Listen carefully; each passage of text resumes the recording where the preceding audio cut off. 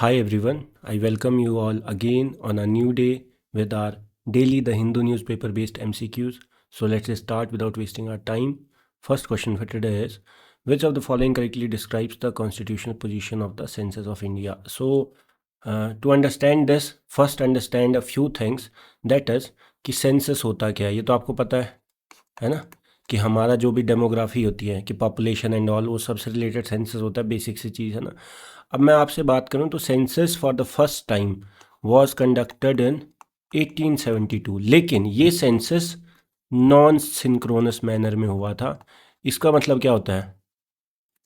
इसका मतलब होता है कि देश के अलग अलग हिस्सों में अलग अलग तरह, अलग अलग टाइम पे, एक साथ नहीं हुआ था, अलग अलग टाइम पे सेंसस हुआ था। ये आपको समझना है। नॉन सिंक्रोनस मतलब सिंक में नहीं था, है ना। फॉर द फर्स्ट टाइम जो ऑफिशियली सिंक्रोनस सेंसस था वो 1881 में था, है ना, कि मतलब सारे पूरे देश में एक साथ ये सेंसस हुआ था। इसके बाद से हर 10 साल में सेंसस होता आता है ना। और आपको पता भी है अभी कोविड के चलते मिस हुआ था, तो 2027 में सेंसस दोबारा से है। सेंसस क्यों इंपॉर्टेंट है? बिकॉज सेंसस के बाद आपका जो 106th कॉन्स्टिट्यूशनल अमेंडमेंट है, आपका जो reservation for women in the legislatures, ये आपको पता है, नारी शक्ति वंदन अधिनियम, वो भी एक तो एप्लीकेबल होगा वहाँ से। फिर उसके बाद आपका डिलिमिटेशन, जिसमें आपका जो सीट्स होंगी, जैसे जो आपका एमपी सीट्स होती हैं, एमएलए सीट्स होती हैं, ये सारी चीज़ें हैं ना, तो वो मतलब जहाँ तक उम्मीद है वो बढ़ेंगी बढ़ेंगी, है ना, ये सारी चीज़ें। और तो ये आपको पता होना चाहिए। फिर सेंसस हमारा बहुत इंपॉर्टेंट होता है, जिससे हम काफ़ी सारे जो फैक्टर्स होते हैं सोसाइटी के स्टेटस को आप एनालाइज करते हो, है ना, कि जैसे आपका सेक्स रेशो, आपका, है ना, ये सारी चीज़ें जो भी होती हैं, जिससे हम एक तरह से पता करते हैं, लिटरेसी, ये सब, है ना। तो ये आपको पता होना चाहिए। नेक्स्ट इज कि होता क्या है, मतलब कॉन्स्टिट्यूशन। देखो, कॉन्स्टिट्यूशन के हिसाब से अगर मैं बात करूं तो आपको पता होगा एक 7th शेड्यूल होता है। 7th शेड्यूल में क्या होता है? जो आपका पावर डिवीज़न की, लेजिस्लेटिव पावर किसी चीज़ पे किसकी है, यूनियन की है, स्टेट की है, या दोनों की है, कॉन्करेंट लिस्ट। तो ये आपको पता होगा 7th शेड्यूल, है ना। तो 7th शेड्यूल में 3 लिस्ट होती हैं, लिस्ट 1, 2 और 3। List 1 is union list, list 2 is state list, list 3 is concurrent list. Union list में वो सब्जेक्ट्स होते हैं जिन पे यूनियन की अथॉरिटी होती है ना, सेंटर की अथॉरिटी होती है to do legislation, make laws. और स्टेट लिस्ट में आपका स्टेट की अथॉरिटी होती है, जैसे आपको पता भी होगा, पब्लिक हेल्थ, है ना, और ये सब, पुलिस, ये सब। और थर्ड इज़ कंकरेंट लिस्ट, जिसमें दोनों की अथॉरिटी है। बट यहाँ पे आपका क्या होता है, जनरली अगर किसी चीज़ पे यूनियन का भी लॉ है और स्टेट का भी लॉ है, तो यूनियन के लॉ की पावर ज़्यादा होती है। लेकिन अनटिल और अनलेस अगर स्टेट के लॉ को ऑलरेडी प्रेसिडेंट का एसेंट मिला हुआ है, तो फिर स्टेट का लॉ आपका ज़्यादा पावरफुल हो जाता है वैसे सिनेरियो में। ये आपको पता होना चाहिए। तो सेंसस जो होता है, census is under the authority of union centre, तो it is a union subject under list 1, entry 69, है ना। एंट्री वगैरह आपको याद रखने की नीड नहीं है, बट आपको पता होना चाहिए, ठीक है। और सेंसस का जो लीगल फ्रेमवर्क है कि कैसे होगा, क्या होगा, वो सब आपका आता है under census act of 1948 plus census rules of 1990। ये आपको समझ आना चाहिए ना। ये दोनों मिलके आपका किस किस तरह से सेंसस होगा, फ्रेमवर्क, लीगलिटी, ये सब, वो सब इस लॉ से आपका एस्टेब्लिश होता है। तो ये आपको पता होना चाहिए। आगे चलते हैं। Second question, the first synchronous census. तो ये मैंने अभी आपको बताया, ये आपका था 1881 में, है ना। Next, census of India is conducted under which law? बिल्कुल ये plus census rules 1990। Obviously rules तो आपका इसी लॉ के अंडर ही होंगे ना। रूल्स के लिए लॉ चाहिए होता है। रूल्स जो एग्जीक्यूटिव रूल्स होते हैं, उसका बेसिस एक लॉ ही होता है, लेजिस्लेशन होता है। ये तो बेसिक पॉलिटी आपको पता होगा ना। तो next, who conducts the census? तो सेंसस कंडक्ट होता है office of by the office of registrar general and census commissioner, है ना, ऑफ इंडिया। और ये किसके अंडर आता है? ये आता है मिनिस्ट्री ऑफ होम अफेयर्स के अंडर, है ना। तो ये आपको पता होना चाहिए, ठीक है। Next, I4C। अब I4C डायरेक्ट प्रीलिम्स के लिए इंपॉर्टेंट होता है। It is India cyber crime coordination centre, है ना। और ये आपका आता है under same ministry of home affairs के अंडर। इसको क्यों इंपॉर्टेंट है? क्योंकि आज के टाइम पे जैसे जैसे हम, टेक वर्ल्ड एक तरह से पूरा हो चुका है हमारे आसपास, है ना, और भी ज़्यादा इनोवेशन हो रहे हैं, हमारी पूरी दुनिया डिजिटलाइज हो रही है, हमारी पूरी दुनिया ऑनलाइन हो चुकी है।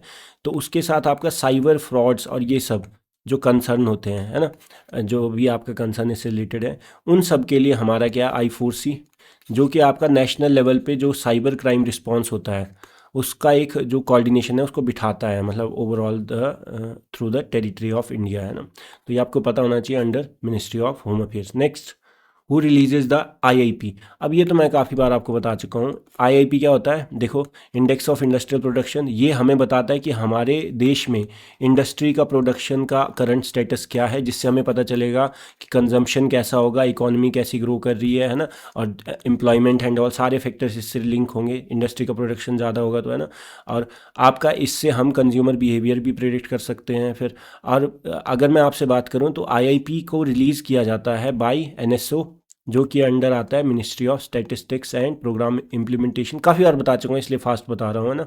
फिर IIP में आपका 40% से ज़्यादा वेटेज जो होता है वो होता है 8 कोर इंडस्ट्री का। आपको पता होगा 8 कोर इंडस्ट्री, आपको मैंने ये भी बताया है, आपका 8 कोर इंडस्ट्री का जो इंडेक्स होता है वो भी मैंने आपको बताया है। और ये आपको पता होना चाहिए, इंडेक्स ऑफ 8 कोर इंडस्ट्री ये रिलीज़ NSO नहीं करता, ये रिलीज़ करता ऑफिस ऑफ इकोनॉमिक एडवाइज़र, आपका DIPP, industrial production and promotion जो भी है, और साथ में ministry of commerce and industry, ये यहाँ का जो ऑफिस ऑफ इकोनॉमिक एडवाइज़र होता है वो आपको रिलीज़ करते हैं, है ना। ये आपको पता होना चाहिए। Who releases the index of IIP, ये तो ये होता है। 8 कोर इंडस्ट्री भी आपको पता ही होंगी, है ना, जैसे आपका क्रूड ऑयल होता है, नेचुरल गैस होता है, कोल होता है, फिर आपका रिफाइनरी प्रोडक्ट्स होते हैं, फर्टिलाइज़र होता है, सीमेंट होता है, इलेक्ट्रिसिटी होता है, ठीक है, और स्टील होता है ना। तो ये आपको सबको पता ही होगा, मैं काफ़ी बार डिस्कस कर चुका हूँ। ये टोटल IIP का 40% वेटेज इन्हीं का होता है ना, तो ये आपको पता होना चाहिए। Which of the following is true regarding cess and surcharge. तो देखो, सबसे पहले मैं आपको काफ़ी सारी चीज़ें बताता हूँ। देखो, जब हम बात करते हैं टैक्स कलेक्शन की, तो टैक्स कलेक्शन जो भी पैसा इकट्ठा होता है थ्रू टैक्स, आपको पता होगा। अब टैक्स जब कलेक्ट होता है तो इसमें दो चीज़ें आती हैं extra, that is cess and surcharge. अब आपको ये समझना है बहुत अच्छे से। देखो, सेस एंड सरचार्ज क्या होता है, बहुत सिंपल चीज़ है। अगर मान लो आपका जैसे इनकम है, ठीक है, इनकम पे कुछ टैक्स लगता है, जो भी आपका जितना स्लैब होगा उस हिसाब से टैक्स बना, मान लो आपने इतना टैक्स बना, ठीक है। अब सरचार्ज जो होता है, सरचार्ज एक तरह से ये होते हैं टैक्स ऑन टैक्स, कि टैक्स के ऊपर एक्स्ट्रा टैक्स, मतलब कि इस ये जो टैक्स है इसके ऊपर आपका लगेगा, समझ आता है।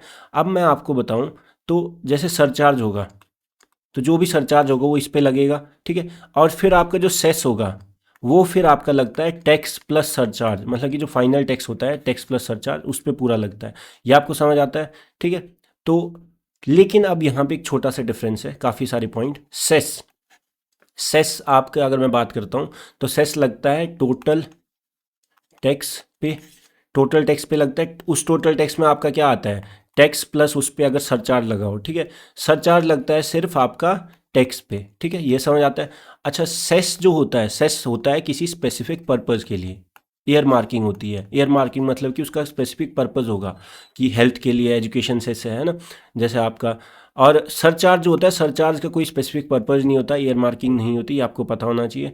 नेक्स्ट अगर मैं बात करूं तो सेस और सरचार्ज की खास बात क्या है, इन दोनों को ही by the 80th constitutional amendment आपको नीड नहीं होती है यूनियन को कि वो स्टेट्स के साथ इसको शेयर करे। तो सेस और सरचार्ज को स्टेट्स के साथ शेयर करने की नीड नहीं होती है, मतलब, है ना, ये समझ आता है। और नेक्स्ट अगर मैं बात करूं तो सरचार्ज जो होता है, देखो, सेस तो आपका हमेशा लगेगा, ठीक है, और जो भी पर्पज़ होगा जिस हिसाब से उतना लगेगा। सरचार्ज आपका एक स्पेसिफिक ग्रुप ऑफ पीपल पे लगता है, जो कि हाई नेटवर्थ इंडिविजुअल्स होते हैं या कंपनीज होती है जिनकी काफ़ी अच्छी इनकम है, जैसे 50 लाख से ऊपर, बहुत ज़्यादा, है ना।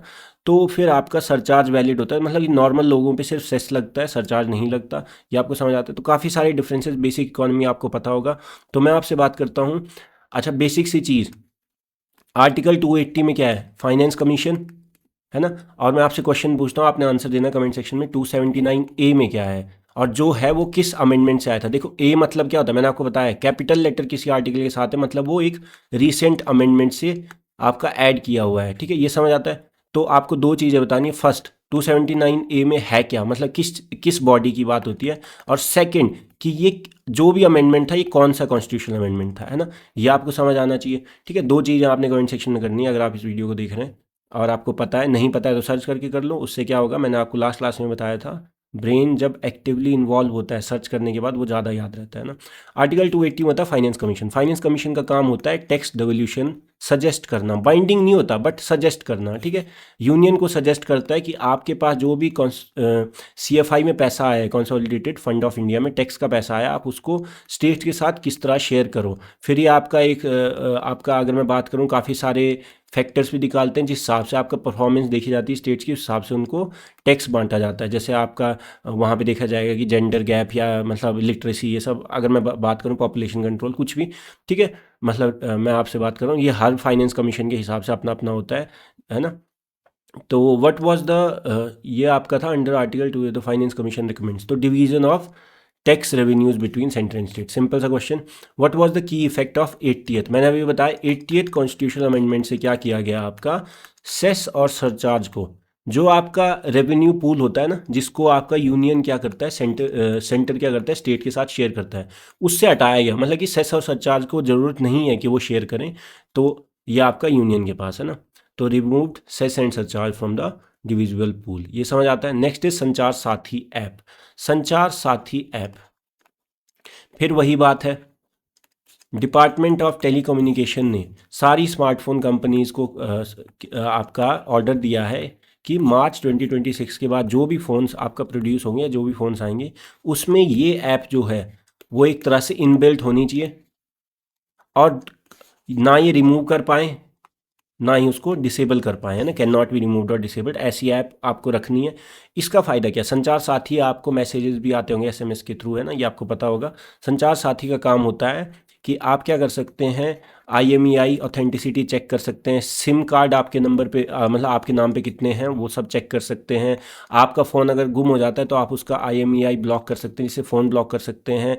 ये खासकर उन केसेस में होता है जहाँ पे आपका चोरी वाली चीज़ें बेची जाती हैं, तो उस केसेस में आपका क्या है कि फ्रॉडुलेंट जो आपका सेकंड हैंड मार्केट होता है, सेकंड हैंड मोबाइल सेलिंग का, वो आपका एक तरह से कर्ब हो, है ना, ये आपको समझ आता है। तो इज एसोसिएटेड विद वेरीफाइंग, देखो ये तो सिंपल सा क्वेश्चन है, ब्लॉकिंग फेक टेलीकॉम कनेक्शन, है ना, ये सारी चीज़ें हैं, ठीक है। तो ये आपको पता होना चाहिए। So that's all for the day. I hope you like the video. If you like the video, do like it, comment it, share it and subscribe to the channel, so that I just feel motivated to make these videos daily for you guys। and अगर देखो मैंने आज की थोड़ी video ना fast बताई because काफ़ी सारी चीज़ें डिस्कस थी ऑलरेडी, एंड क्योंकि काफ़ी सारे लोग बड़ी वीडियो की वजह से उसको देखते नहीं हैं, मतलब वही आलस जो भी होता है, पता नहीं कहाँ का टाइम बचाते हैं, बट स्टिल मैं आपको यही बोलूँगा कि अगर आपको बहुत फास्ट लगता है आप कमेंट सेक्शन में मुझे बता सकते हैं, I can slow it a bit. और जो सीरियस कैंडिडेट्स हैं वो तो देखेंगे उनको जितनी वीडियो मिले, चाहे 20 मिनट की हो 30 मिनट की हो, बिकॉज आपके पास मैं वही बात कर रहा हूँ 24 आवर्स होते हैं, है ना, वो आप अगर सही से यूटिलाइज़ करना जानते हो तो भी आपके पास कुछ ना करके भी 3 आवर्स फालतू के बचते ही हैं पूरे दिन का काम करने के निपटाने के बाद, है ना। और टाइम की टेंशन होने की होती है जो सबसे ज़्यादा वेस्ट करते हैं टाइम को, है ना। तो that's all for the day, है ना। I will see you all in the next lecture.